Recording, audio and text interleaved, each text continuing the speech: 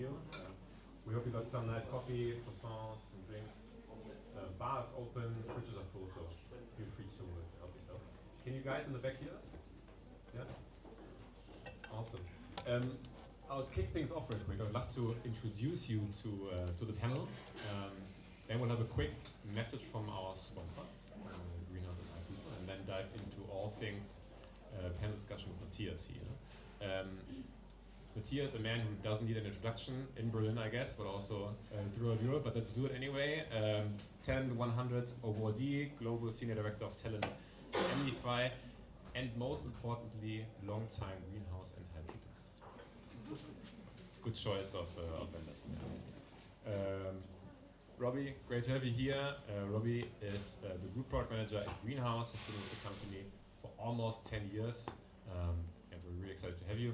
My name is Jakob, one of the co-founders at HiPeople. Who doesn't know us, we do all things pre-employment data for better selection. All right, we're super excited to have you here. We'll discuss this big topic of a 2025 outlook. We'll focus on the role that AI is going to play next year. We've prepared a few interesting ideas to discuss and things to dive into. But before we do that, since there's so many Greenhouse and HiPeople customers here, we'll give you a quick update from Team Greenhouse, quick 5-minute update from Team HiPeople, and then dive in. Over to you. Thanks very much.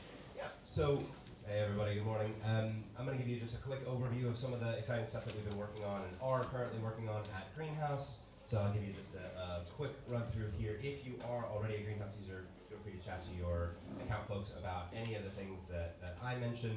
And if you're not, feel free to come and chat to me afterwards. I can tell you more about it. So the first big thing that we're focused on right now is enhancing the candidate experience. We're going to talk a little bit more about candidate experience and AI in 2025 later, but this has been a big, exciting area of focus for us right now.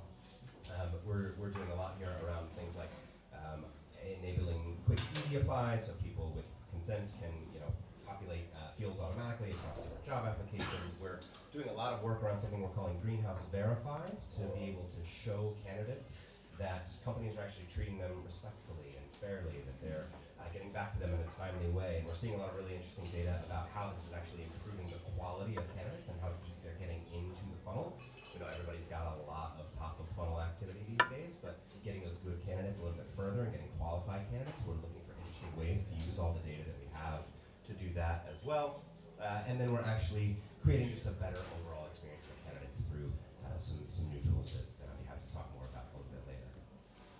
Another big area of focus for us, and this should be a breath of fresh air for anyone that is using Greenhouse today, is a bunch of scheduling enhancements. So this is what my teams have been working on for the last couple of quarters and through the beginning of next year.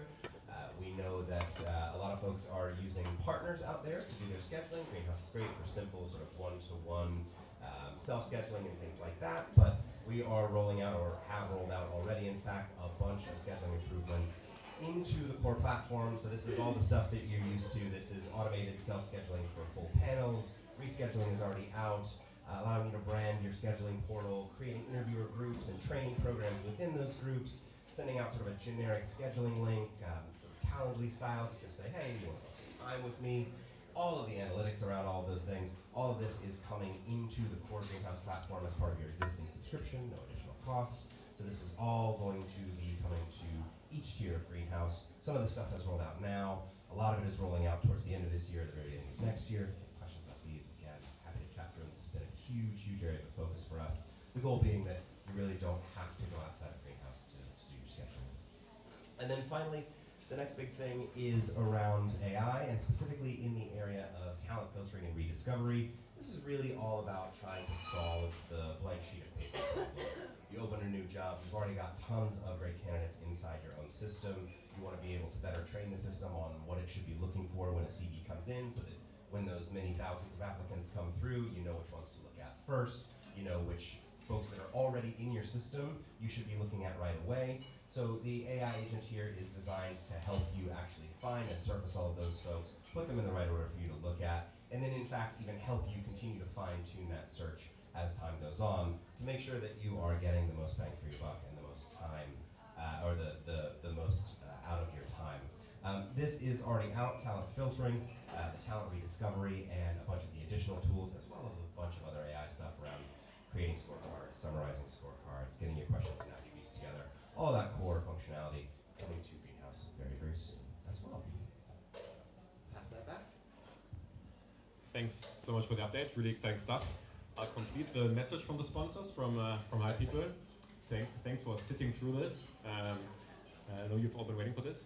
No, but joking aside, here at HiPeople we're also happy to announce a couple of really interesting things that most of you might affect. First of all, new assessment reports are out. We now make it even easier to benchmark and compare candidates on things like skills and capabilities. Understand the expected behavior by explaining what these results actually will mean in your day-to-day work, and allow you to dive deeper by double-clicking on questions and answers that were provided, be it here for a skill test or a video question. So more depth and more comparability on these existing candidate assessment reports. Second, super exciting, kind of goes into the direction that Robby was heading as well. With HiPeople AI, you're now able to really surface these critical insights of the candidate data that we've been able to collect. A very common use case here today is that our users take the collected assessment data, they've tested a candidate on hard skills, soft skills, etc., and they turn this into interview questions. And they're like, okay, how can we leverage this knowledge in the next interview? And really kind of deep dive into that. Summaries, onboarding advice, are other things we're now able to do on top of this data that we have gathered. And of course, deeply integrated with Greenhouse. Don't need to say this. Lastly, a bit more pragmatic, but super important, it's been requested ton of times before. Templates, you're now able to create and store templates for things like reference checks or assessments, and to make it very easy to reuse, clone, repurpose within your organization. And there's one more thing, I always wanted to do this. I know, yeah, a little bit of a geeky sidekick here, but there's one other thing we wanted to do today and to announce. The team has been working really hard for the last couple of months on a big release that's going to happen as of today. So HiPeople, for those of you who don't know us, is all about sourcing pre-employment data. We've been doubling down for the last years on pre-employment tests and assessments. We're also able to automate the collection of reference check at scale. But of course, there's kind of a blank spot here on the left-hand side. We're now super proud that today, in private beta for Greenhouse customers, we're launching HiPeople resume screening, which is a fantastic way to go through high volumes of inbound applications very easily. What you can do is you can set your filtering criteria. You can have HiPeople screen through high volumes of CVs, identify your top candidates, and then that's very important for us. Once you found them, understand the different criteria that we've sourced. So you can see evidence here on the bottom left that we evaluated. So we're not a black box. We're very transparent. We explain what we found, where, and then what we're doing now is we're attaching workflows on top. Rob and I, we've talked about this briefly before the panel today, where we're able to then source data on top of this. Right? I apply to a company, you want to screen my CV for skills, but also language proficiency. There's no language proficiency on the CV, we'll source this for you. If you're interested to give this a try, this is live for you guys as of today. Come speak to me or the rest of the team after the panel. Would love to get your thoughts on this. All right. With that being said, let's double click on all things AI and kind of the 2025 outlook. It came up in your introduction, Robby. We're definitely heavy on it as well. The reason we picked this title, 2025, the year of resilience, navigating TA with AI, is twofold. On one side, next year it's going to be all about resilience, but there's going to be a lot of external factors that it will influence your work, politics, economics, but then also, of course, technology. And we firmly believe that technology is going to be a great addition to all the amazing work you and the teams already do on a day-to-day basis. So we'll discuss 3 different topics. We'll talk about the efficiency gains that can come with AI and recruitment. We'll talk about the potential impacts, let's discuss, on quality of hire, and then we'll throw out a couple of bold ideas that we see could come into reality next year. I'll hand it over to you for the first piece.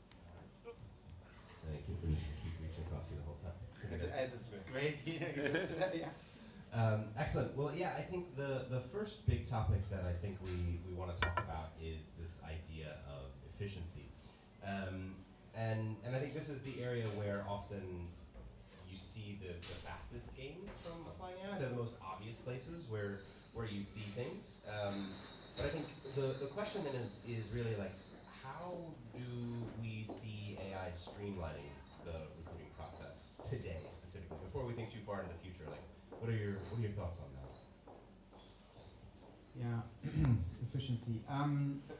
Let's maybe go one step back and make the difference between automation and AI. I think a lot of people misunderstand this or mix this up.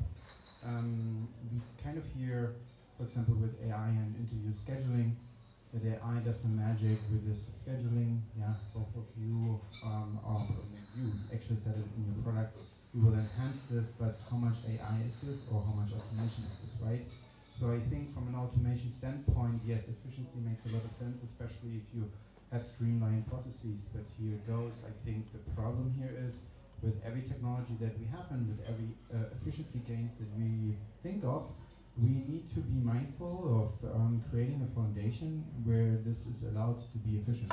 What do I mean by that is a lot of times when you, as TA leader or talent leader, you come into organizations, 50 different hiring processes, yeah? So every role has literally an own hiring process. Now, best of luck with efficiency there, and comparable data and understanding where is the funnel problem here and there, because I do think that first we need to do our homework and do the necessary steps, let's say streamline processes, understanding what happens when, in order to allow then automation or AI to actually enhance our practices a bit further. I think this is something where I have seen the biggest opportunities if you have that foundation. At the same time, we are talking about efficiency gains in companies, but at the same time, don't forget the efficiency gains that candidates have, right? They use AI as well. So in the end, what we are now talking about is AI versus AI. And I think the topic here is with the CV screening and matching topic is, if you have AI-enabled resumes that are perfect because they're customized on your job description that you have out there, how much is your feature be useful? I know Jakob a lot, right? So it's not like that I try to make his feature or talk bad about his feature, but I think that the thing is that we need to be mindful of this, right? And don't shy away for this, because the candidate side and the company side are using those efficiency gains. And my experience, to talk also about what I see right now, is a lot of people who are still hiring are flooded with applications. Yeah, it's a complete nightmare. Like, even if you have VP roles or so on, you have easily 200 applications in 1 week. So here I think anything that we can do with technology to get a bit more structure and to also, I think, solve the top funnel problem. I think the top funnel problem is the biggest problem. We talked about this before, is people that think that they can easily apply into roles, which we already, made happen for so many candidates.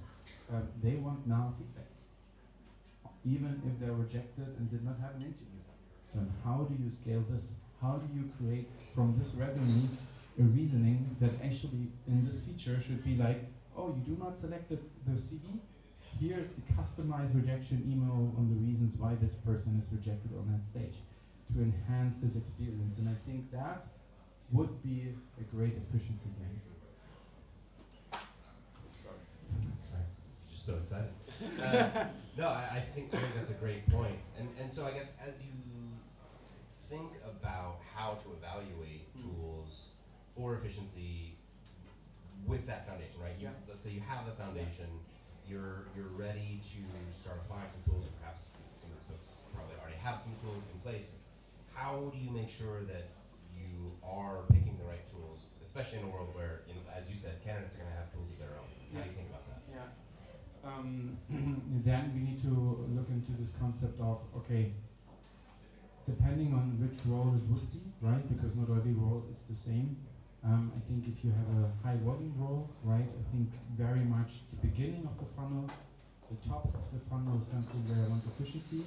I want people to get the feedback fast, and so what that means then is, can I have a tool that allows to find me or have a matching that works, that is rock solid, in order to enhance the experience, and at the same time makes it easy to use for my my team to create that experience, right? So this is what I would look into: fast response rate, seamless experience, and to be able to give candidates not just a great experience, but some reasoning behind it of why they are a fit or not a fit on each stage. So this is what I would look into. So for me, it's really the touch points in the journey that I would try to optimize, because I do think that a lot of companies have AI enabled now, and they will use this more and more and more.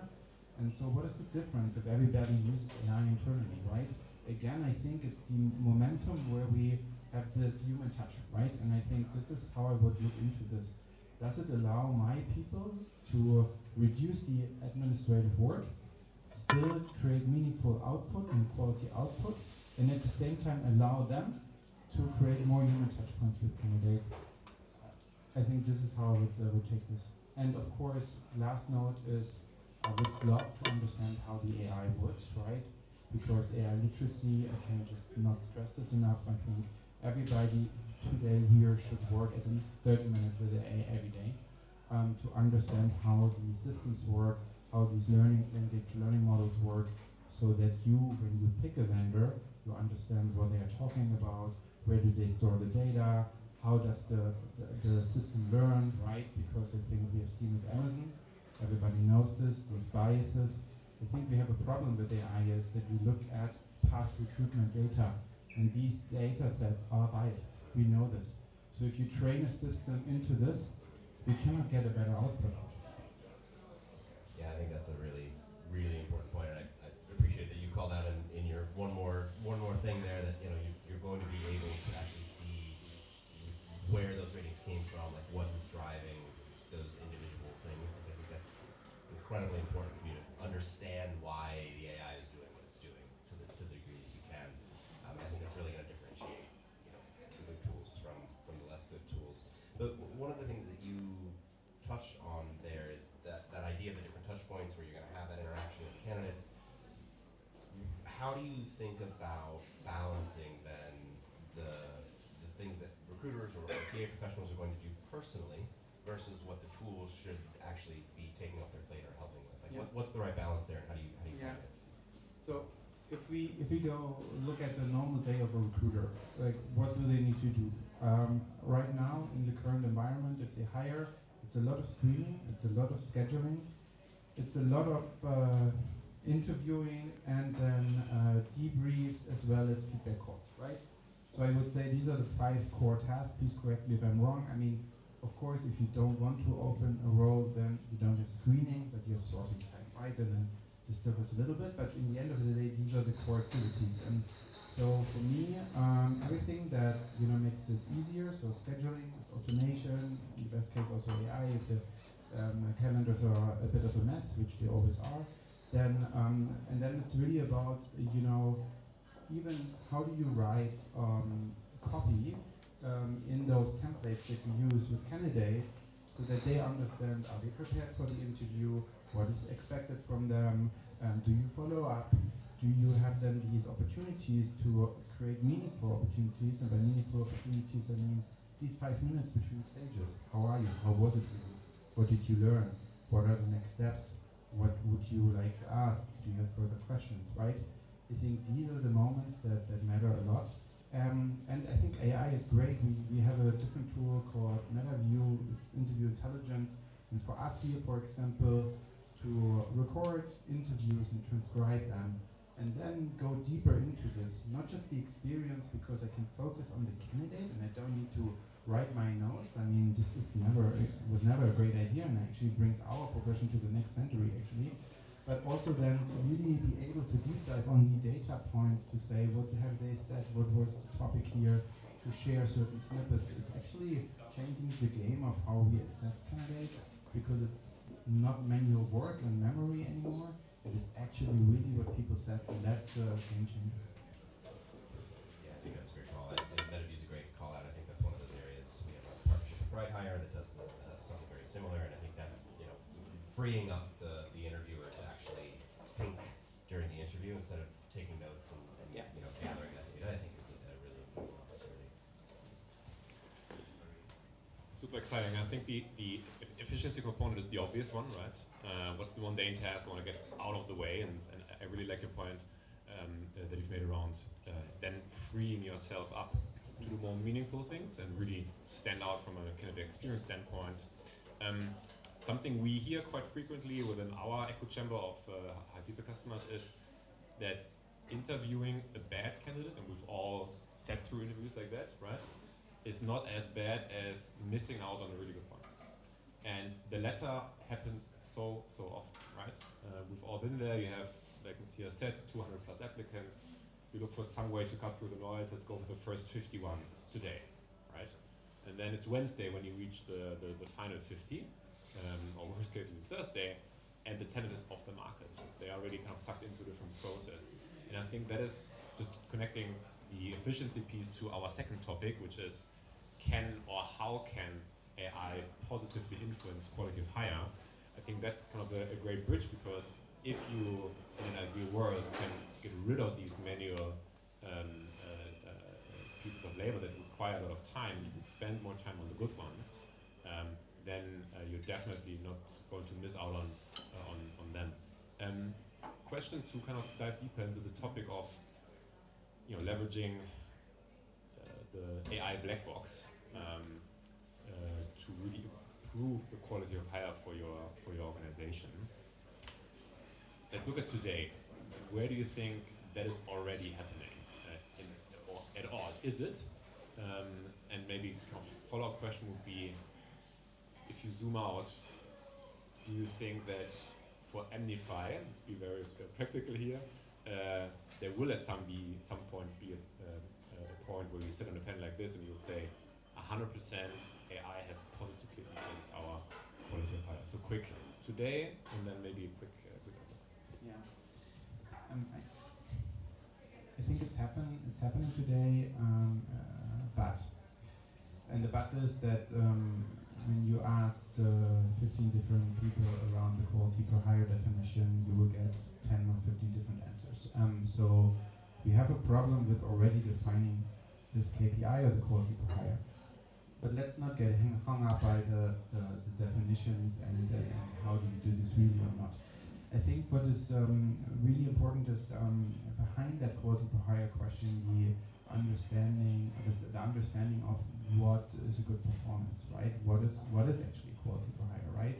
And this goes then deeper into what I think we need to focus more on is the way we assess people, right? So assessment, especially particular to now my emnify case, because I'm a huge advocate on skill-based hiring, and this is how we have done this, is we have seen a lot of great uptick and insights about predicting future job performance by, instead of looking at a resume, sending a test on the top funnel. So we say, look, people don't apply, I do not care where you have worked, how long you have worked, for whom you have worked, where you're from. All doesn't matter to me. For me, it matters that I define two hard skills or like functional skills, where I say I want to understand how you can apply your TA knowledge to certain situations, and I also want to understand how you use technology in order to enhance your delivery outcome. And this helps for us to then really predict future job performance, because even then we did do two things. We had a high score, which then told us the higher you score, the more likely you will get interviewed or invited for an interview, instead of just looking at a resume, which opens up a lot of biases. And then the next thing is that this score then literally through the interviews correlated very highly. So meaning that we have seen that somebody who scored very high, we already knew before, we in the end hired that person even without interviews. Now I'm not saying you should stop interviews, but there is an opportunity where you can predict, yeah, certain quality per higher scores even before you start the process. So it is for me there the assessment approach and also a little bit the criteria that we look for. So I would get rid of this years of working experience, right? This is nonsense. Also this whole nonsense of, oh, they have worked at Zalando or N26 or, you know, but like any other company, right? We are very much, you know, biased to where people have worked. They must be good because they have worked in a certain organization. And I think if we remove the criteria and then set the right approaches, and with assessment, we will have definitely more impact than we had in the past, because in the past we were just looking of having a nice conversation, understanding when they start, what the salary they want, and if they are willing to relocate or not. Now I'm simplifying things here, but like, you know, give more meaning to the interviews and have stronger assessment criteria, and then AI will do magic for you. So I'll quote you December 2025, that on the 3rd of December 2024 you said there will be a direct impact. That's at least what you kind of like you see already in small bits and pieces with the skill-based approach today. Let's throw kind of the AI component in here. And then you brought this up also before we talked in preparing this panel, that the literacy around how do I select a tool, how do I know what it does is very important. That there's kind of a regulatory catching up going on at the moment that kind of builds the guardrails for companies like Greenhouse, HiPeople, and many others to use this ethically. I'd love to kind of get your take on again, like very practically asking maybe for your organization, how you currently go about building your tech stack, and how you think about that selection. Before we do that, quick raise of hands. Who in the room is, let's say on a weekly basis, maybe leveraging some kind of AI-powered tool, ChatGPT? Oh wow, look at this! Wow. Maybe differently asked, like who's not doing it? Yeah, right. Oh, this is don't blame the others. Not every week, but every month. That's okay. I mean, it depends on what I'm doing at the point. Okay, but every now and then. Oh, definitely. I'm savvy. Yeah. It is a grammatical. Always, I have the chance of using it. Interesting. Okay, cool. So that's crazy. Actually, everybody here does this in some shape and form. If we now connect this to, you know, that it already influences how we select and how the quality of hire turns out, and you also said it's going to be more of that. You know, the point that you raised is going to be very, very important. Like, who do we select? What kind of tools do we use? How do we go about that process? Walk us through your kind of like thinking for your organizations. Do you educate your team on it? Do you have like very strict, I don't know, roadblocks in place where you say, hey, if you want to use something, we'll have this group of people assess it? How does that work? Yeah, I will give an example on how we exchanged certain vendor recently, and for me, we selected, I'm not saying the name, but selected an assessment tooling where we were in the belief that they have a huge and great assessment library, which makes it very easy for a certain target group of people to assess people around the world, because we are global business. That means we hire really around the world, and we need to understand what are assessment standards in these certain areas of these target groups. And now, when they are also along in the game, so they have a reputation as well. And what was obvious to us is two things in order to how I select them and also review vendors is the people who need to work with these tools, right, are most of the time the hiring managers and the recruiters, right? And so if the hiring managers have a hard time to make use of this tool, and you have a low user adoption, and also the recruitment team is challenged or is, you know, doesn't feel like it's seamless for them, and they struggle to apply it, this is what I would look into. Yeah, so I would always look into the user adoption. To give you another example of MetaView that we use, 85% of our users are the business, right? So this is not a TA tool. This is a business tool, and they save us 5 to 10 hours a week. Now think about this when you apply technology for your practices. If you have a use case like that, that 80% of your of the business is using your tool, plus you save them 5 to 10 hours. If you calculate this back, how much cost you save through this and make their life more meaningful, and we are just talking about the cost saving aspect, and I'm not even talking about the value creation behind it. So this is something I would always look into, user adoption, right? And so how, this is very interesting, how do we then find a different vendor and change the technology is, because we found a smaller vendor that literally does the same thing, but they were helping our hiring managers so much with applying the assessment that they use, that they make happen, so that for them it becomes a seamless experience. They are validating that the work and the assessment they use is actually meaningful, it is relevant for their jobs, and that creates a buy-in, right? And I think this is from my perspective, in the end of the day, when you select vendors, think about how can I create value for my business, for the people that I use. Don't get so hung up by, oh, this is great, and you know, this makes my life easier. You always need to think about the partner in the room. And this is what helped me the most, because what I also been seeing in my company, last topic on AI is, depends how mature the organization is and how comfortable they are with using already AI practices. If you are the first department that is actually using AI and you don't have the maturity yet, a lot of people will have a lot of questions. I had funny conversations with our general counsel about, but you know, in our performance management system, you can have an AI-powered performance review. We will create fake reviews. Nobody knows. Like, look, if we use AI or not, it's still fake, no? I mean, because people are not trained to do good performance reviews. That's what I'm saying. But I think this is also something we need to keep in mind. What kind of environment do we have for the appetite of already using AI practices? If the whole business does not use it, you will get much more friction when you come around and say, I have Greenhouse, I have HiPeople, they are amazing. You'll be like, wait a minute, right? Because you know where it ends. With the Chief Data Protection Officer who is like, what again? Yeah, absolutely. Thanks for those insights. Really interesting. I think we've all been there, jumping through these hoops on each side of the table. We'd love to now transition into the topic of Outlook, or 2025 Outlook, and bold ideas that we would love to discuss with you, Matthias. And the first one ties perfectly into this topic of the efficiency gains, the obvious, then the direct or indirect impact of quality of hire via AI.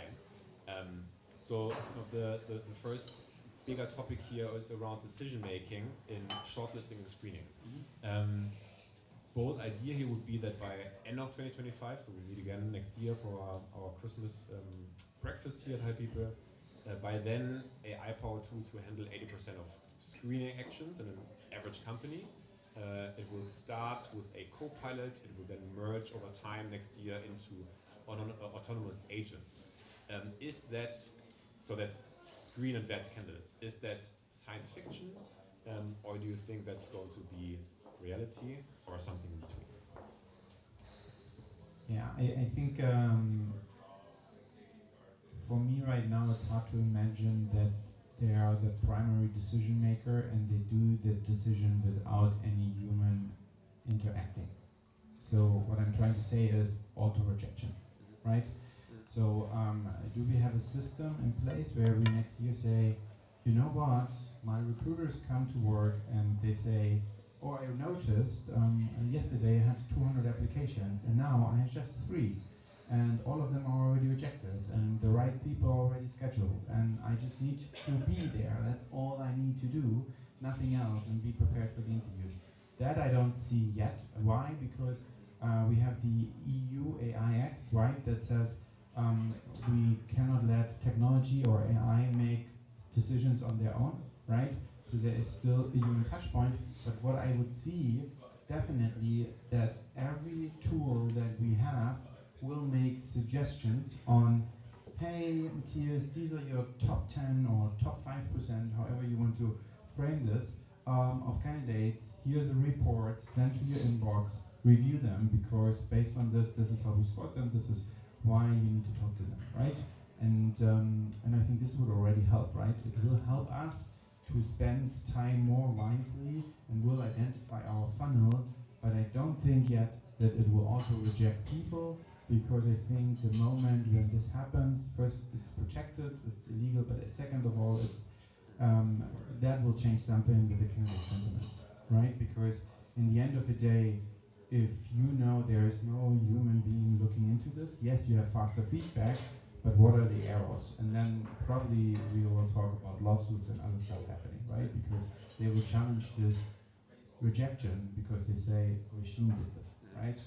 And it depends, of course, again, on which country you are, but the Germans tend to be, especially Europe, tends to be GDPR compliant, so I would say we don't go that far. Then follow-up question would be for you, how far you think will go in a year? I mean, we're not talking 2050, but in a year, how far will we go? How far will the average company go in terms of deploying AI? Yeah, so this is a funny one. I think all the recruitment leaders, and this is a bold statement, you can challenge me on this later, all the recruitment leaders that do not implement AI or work with AI in the next year will have tough conversations with their CHRO or CEO that says, look, everybody's using it, why are you not? And if you are not working on this, then we have a different conversation. Because what I'm trying to say here is it's maybe not just 1 year, but in 2 years, if if recruitment leaders or talent leaders are not applying AI in their practices, they will lose their jobs. Yeah, that's something I would definitely also highlight. I mean, especially looking at what all of you are already doing. I think just connecting this to the topic we briefly touched earlier with regulations and also internal governance within companies, how do we select, etc.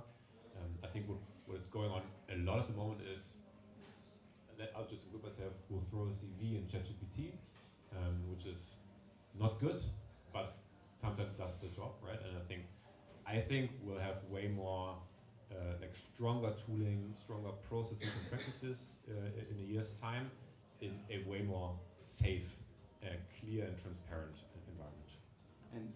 And there's another dimension which we also shouldn't forget is the political one. I think right now we are very protective about our rights and our data points, but we see that Germany as a country, but also the European Union is struggling big time. We lost the war of how to develop AI further on China and the US.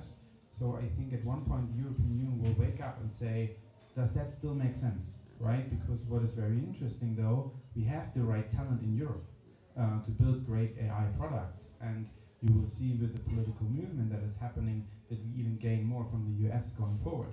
So that means that we actually have it all laid out. The only thing that hinders us to actually build greater products is our political governments and the legislations that we have, and I think that will change. I think that will change at least in the next 2 years. We see a German election happening next year, and that will already change a lot. Yeah, that's right. Yeah, as an American who moved to Europe. Yeah.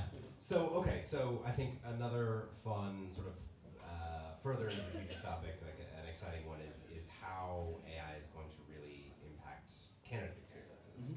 So we talked a little bit about this is a big focus for us, but also I think if you cast your mind forward, like what is it going to be like to have a hyper personalized experience? Is that going to be a thing? Is each process going to be sort of tailored and unique to each individual candidate because of what we're able to discern about them and what the AI agent is able to sort of interact with? Are you going to be just interacting with an AI agent the whole time? Like, how do you see the sort of personalization of processes going? Yeah. So when you look at candidate experience platforms around the world, what they already have done is building candidate portals, right? So this is a thing. This is already happening, right? So what is a candidate portal for people who don't know? When you apply in a company and they have a candidate portal, they will tell you in this portal more about the assessment, the recruitment process, the hiring managers, the way this works, etc., etc. So essentially a go-to place for you to actually get more insights about what's going on. And there are some products in the US that actually say we even start from this portal serving our candidates because we have better response rates. The problem is that we have with candidate experience surveys is this is a service design issue, yeah? So or it lands in spam or it doesn't get the emails delivered incorrectly. So this is very interesting. Now imagine we go one step further, let's say 1 or 2 years. You have in your candidate portal a chatbot that says, hey, you just applied, this is wonderful, what other informations do you need? And then they check your application and they say, look, looking at your application for this role, we need to double check a couple of more things. You know, let's say, oh, you missed out on your salary expectations. Oh, you do you have a visa for this country, or not? Or are you willing to relocate? Or when would you be able to start? And oh, I haven't seen the languages, etc., etc. So they will enhance with this chatbot already the application to make the application stronger, to then have the best application in order to then enhance the matching algorithm behind it, in order to then say, well, we should continue or not. And then I would say, if this person does, if the candidate does not pass the matching score, the chatbot will probably in a day or two later will say, hey, I checked with everybody, so as it looks like, unfortunately, the journey would end here, but please check out this, here's our talent community, and so on and so on and so on, right?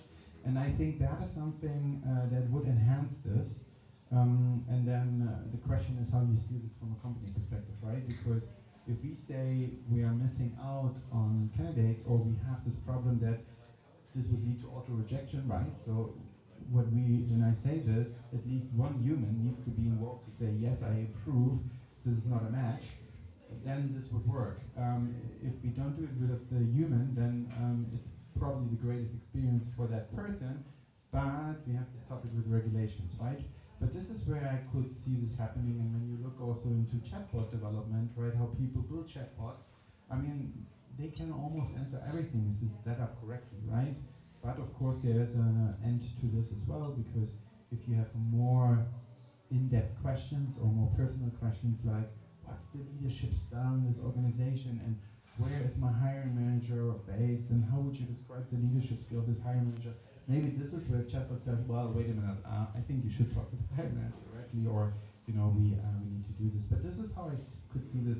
Top funnel, definitely, fast replies, personalized answers, and then I think in the end, I would rather say that we'll see the AI agent and co-pilot thing flying internally much faster than it does externally, because I think we internally need much more help here than the candidate experience side, because even though the candidate experience is not great, in order to create great experience with a chatbot, there needs to be so many things, so many foundations, structure, processes, workflows happen, and that then means that only enterprise or bigger, well-structured TA functions or maturity levels need to be in place in order to make this happen. So it's kind of like, yes, technology might can do it, but are our functions actually able to do it? Yeah, that definitely. I think there's a chicken and egg problem, right? Like you have to have one to have the other, and then the other. You know, there's a flywheel effect there. I think the thing you described is, it almost sounds like a meta layer on top of the hiring process. Like so much of that initial interaction that you're talking about, where it's, oh hey, look, you have this in your CV, but I saw that you might be missing this, or like, you know, it's very common to be asked this question, like, do you want to adjust this way? A lot of those things can actually happen outside of any individual, you know, application process. There's almost a coaching aspect there. Yeah, 100%. It'll be interesting to see if sort of the floor rises overall as more and more of these things end up getting used. I think the chatbot thing is very interesting, and probably where we will see a lot of this stuff happening, right? But I guess one last question for you then on that, like, is that better or worse? Like, is this actually, like, are we heading towards a better candidate experience or not? Yeah, this is a really good question. I wish we would, but I don't think we are. And here's the thing, I do believe if 80% of the people are in, let's say, even though the stream state chatbot experience hiring processes, I think in the end of the day, what really creates value is the human touch point, and the more we automate, and the less we have a human touch point, the more I would say the more awkward it gets, right? I think we know this when we have customer success calls, right? And we say, hey, look, do you want to talk to a human, or do you want to talk to a chatbot, or hey, it doesn't get my problem? And some easy questions, it's easy and efficient, it makes sense, but there is a limitation. And the limitation here is we are all social creatures. That means this whole topic of AI versus AI, like emotional intelligence, the way we build relationships, the way we are self-aware, the way we understand certain topics. I mean, the question is here in the room, maybe for me now, question to the audience: would you take an offer without talking to a human person? Like a human person, a person. I know some persons are not human, but yeah, no. But look, would you take an offer from a company without talking to any human being?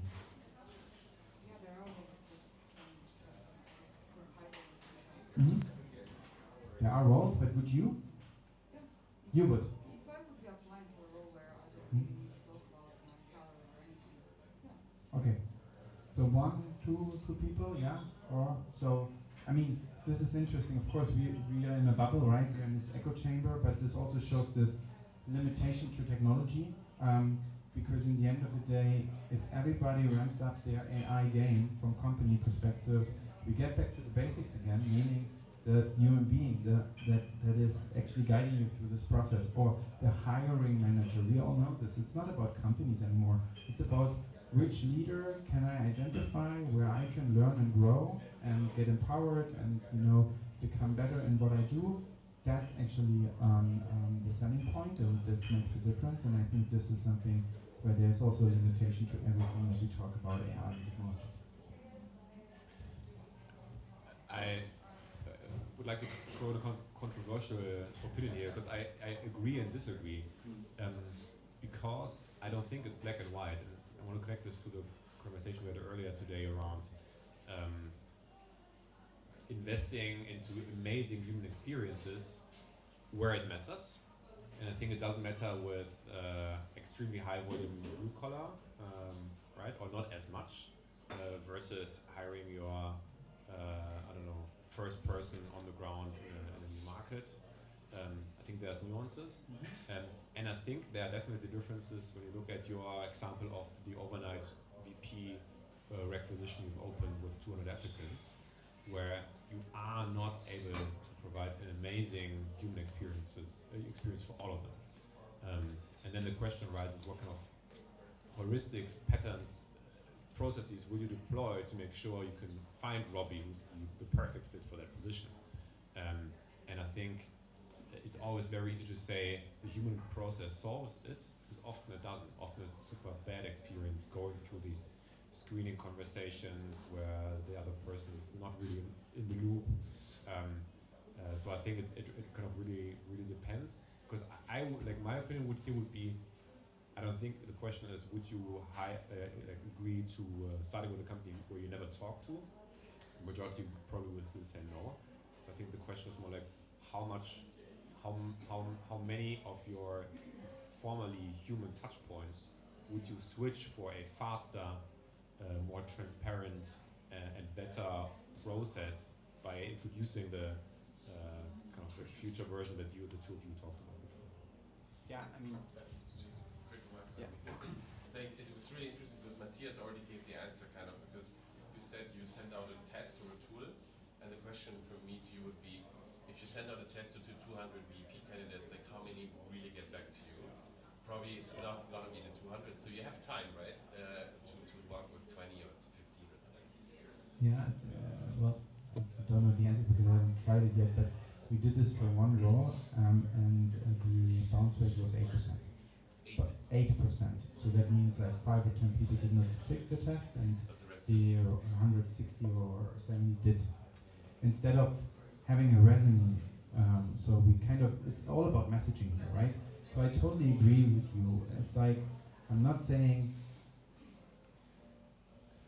100% automation is happening, or no automation is happening at all, or just certain touch points. I think it's the balance between this, right? So to say there are certain automations and testing and technology used to leverage to make the process faster, but to a point where I would still say 20-30% of the overall interactions need to be human. You need to talk to your leader, you need to have a recruiter that explains you certain topics, and you maybe need to also meet the team, yeah? And this applies for probably almost every role, right? Even if you're an executive, if you want to start in a new company, you want to understand the executive team, not just the CEO, right? Same thing with recruiters, you want to understand get to know your hiring managers with the team. So I think, I agree. I disagree on the topic, high volume roles don't need a great hiring experience or candidate experience. I think this has something to do with respect, right? Everybody has the right to be treated fairly to a certain extent, and create at least the experience. But what a great experience looks like, that probably differs, right? So does it need to be like a long conversation, or is it just a fast process and concrete answer?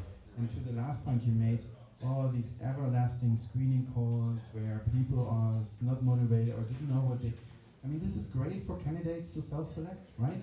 If the other side does not know what they are doing, okay, here we go, bye-bye. This is perfect, right?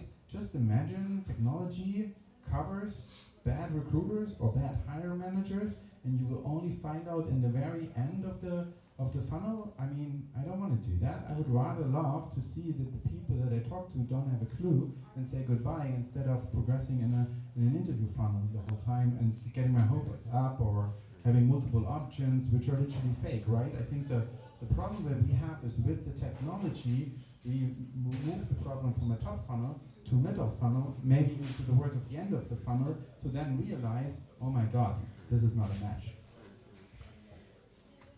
I just want to add on this. I understand totally your point, and I feel like respect and of course You want to take the mic so that everybody hears it? Yeah. is very important, but also knowing your candidates is also important, right? There are definitely candidates who can benefit from not having a very fast automated process where you can apply into this, you start job, you get everything, and you work because you need a job, right? So I totally get this, but I feel like there are still some roles that we can think about getting to know our candidates as well and what kind of experience they want, and then tailor this like AI, because this is anyway human built, right? It's not like a system just give you something, this is a solution. We build it, we feed with information, and we, I don't know, emails, SMS, tailored feedback to the candidates back, so they are not, Yeah, Lots of more questions. Now here we go. We'll bounce it over there in just a second. I think that's exactly right, because I think one of the things you mentioned earlier as well is a factor here. Like, yeah, sometimes what is missing from the process is just communication and speed, and that's an area where automation can really help and AI can really help. And sometimes that's how often, if you got those 150 tests back, are you saying, well, here's actually where you fell short or where you were deficient? And I think those are areas where these sorts of tools can be really, really helpful and improve the experience without saying, well, yeah, you're going to talk to a robot the whole time. Yeah. Right? Yeah. Some questions. Yes. My question would be that since everybody is now using AI and also candidates are using AI, and it is eventually going to be more of AI versus AI, how can AI rule out the possibility of candidates who made it to the top funnel, but their CV was AI built, or they strategically put in maybe keywords or something which likely the AI would pick up, and how can we limit this to an extent that we are not always getting disappointed in the end that the candidate is not really valuable. Sure. That's a question. Maybe it's just my thing, but why is it a problem that someone uses AI to build their CV if their CV is right? In the sense of, if you ask me to just right now rebuild my CV, I would just because I just hate the design part. I'm fine with it, but I always say, look, as long as the CV is properly built and accurate and everything, what's the problem with people just, it's like getting like a coach to just help you out something.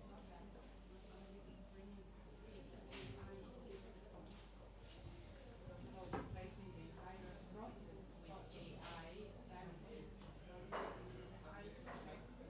It's in the end, you are hiring people. It's not a product that AI can sell. You need to buy it as a good recruiter to sell them, to also have this communication internally after that. It's not worth it if you hire someone based on AI. In the end, in practice, is not fit to the team also culturally. We shouldn't forget that. You need to be mindful that the people, they have problems here in this, but it's great. We'll maybe recap here and then we can keep going and chat a bit more. These are great conversations. So I think the question initially was like, if this is just going to become a war of AI versus AI, if an AI is writing a resume and then an AI is screening a resume, and then how do you actually know you're getting further and further into the funnel, like you described, sort of pushing that problem down?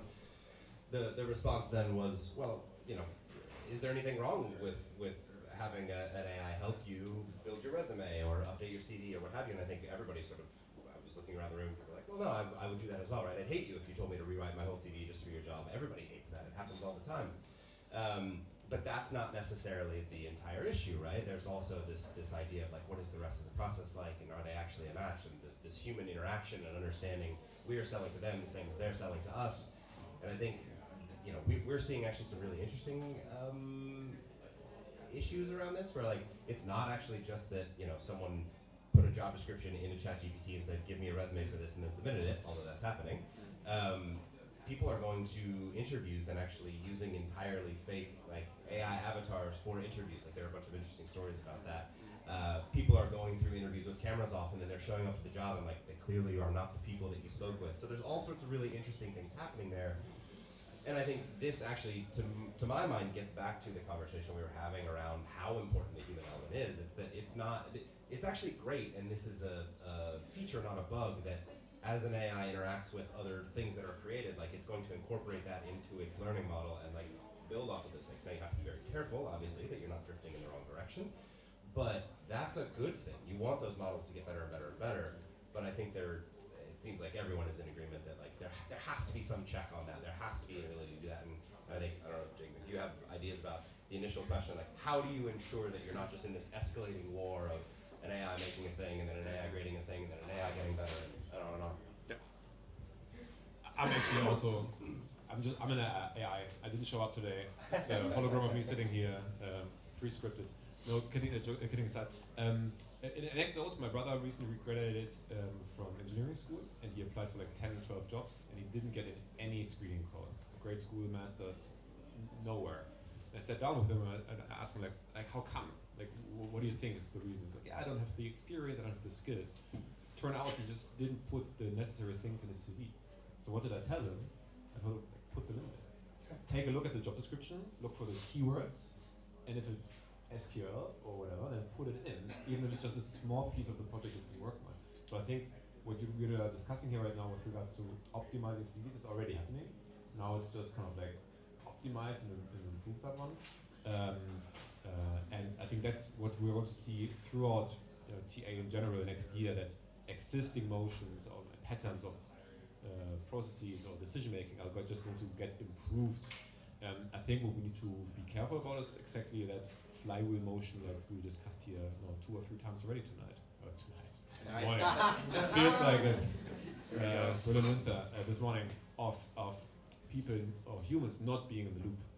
And that's exactly what I meant with it's not black and white. It can't just be we put everything in control of AI, but I think we can selectively pick bits and pieces that we can't just make, we don't have just to make more efficient, but also better.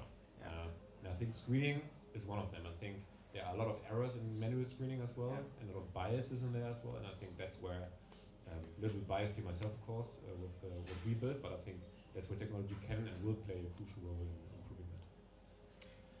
With regards to time, we kind of slided into the Q&A section. There's a question back there. Yeah. Oh. Hi, thank you for the great presentation. presentation. With regards to 2025 and AI, I read a report yesterday that Glenn Cathy had shared. Glenn Cathy, for those of you, if you're not following him, please follow him. Sourcing guru, 15 years at Randstad. Basically, Slack has reported 98% of executives are willing to adopt AI and they're excited about it. However, a large majority of the employees are hesitant because they're worried that it would look as if they're lazy, lacking in competence, or they're cheating. So the question is, for 2025, how can people in culture and talent teams help drive the AI adoption and remove the stigma away to, further build out this within the organization? Amazing question. That's for you, Matthias. Hi, Alexa. I think this is something that I mentioned before, is the maturity level of the organization. What is the appetite for AI and to apply this? But it's a valid point, right? I think a lot in the beginning of this year, everybody talked about AI and nobody used it, right? And it was very much a hype topic. And so how do I approach this? I think when you look at, let's say, as a people leader, in an organization, what I tell my executives is like, look, what is your status quo right now? What does your org look like right now? And what will it look like in 2 years from now? Yeah. And then try to understand that where you are right now, do you have the right talent for what you want to do in 2 years from now? Yeah. And then from what you want to do in 2 years from now depends a little bit of how you forecast also what's happening in the business, in the world, et cetera, right? So you fix this and then you say, okay, what kind of people do I have there? And I think what I would say with this, where are we now? Where are we going?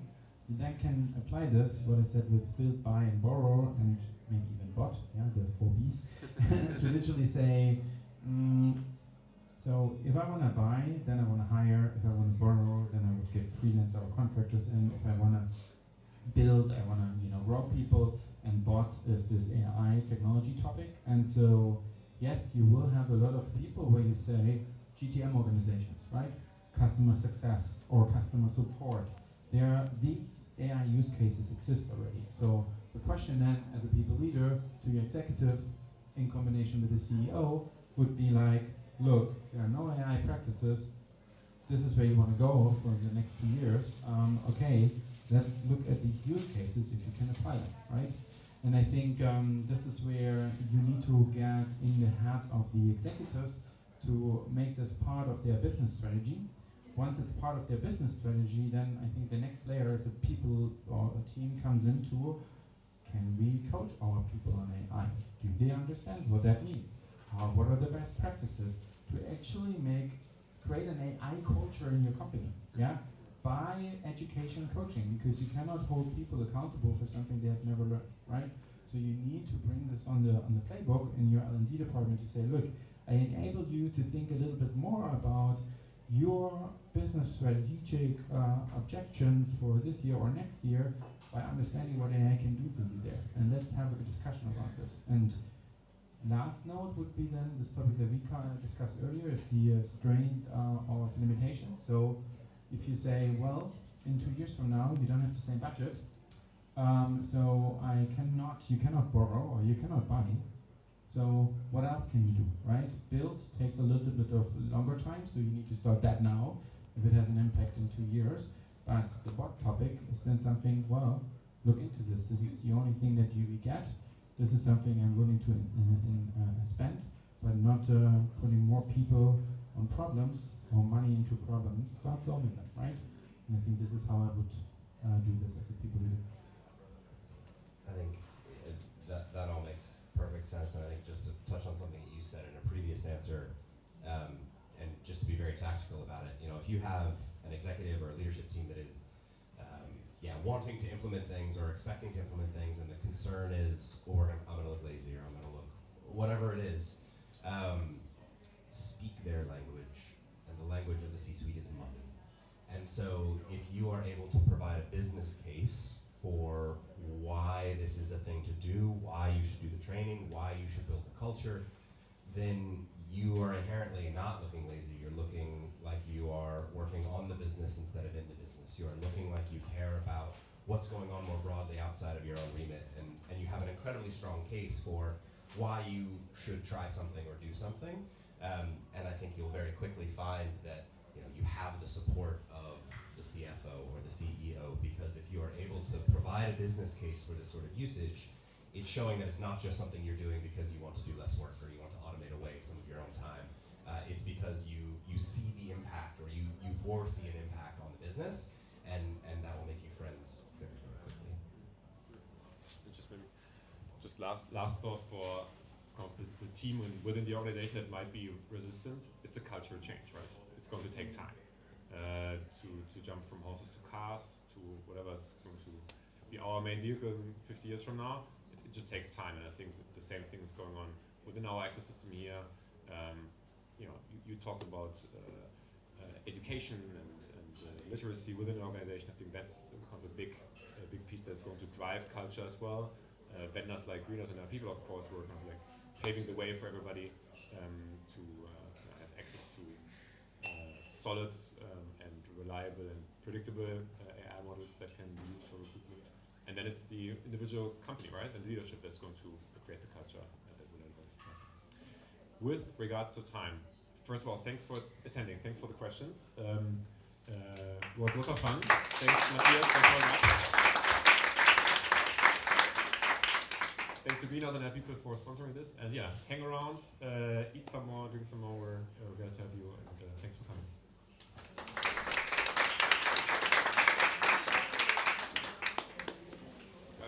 Vielen Dank.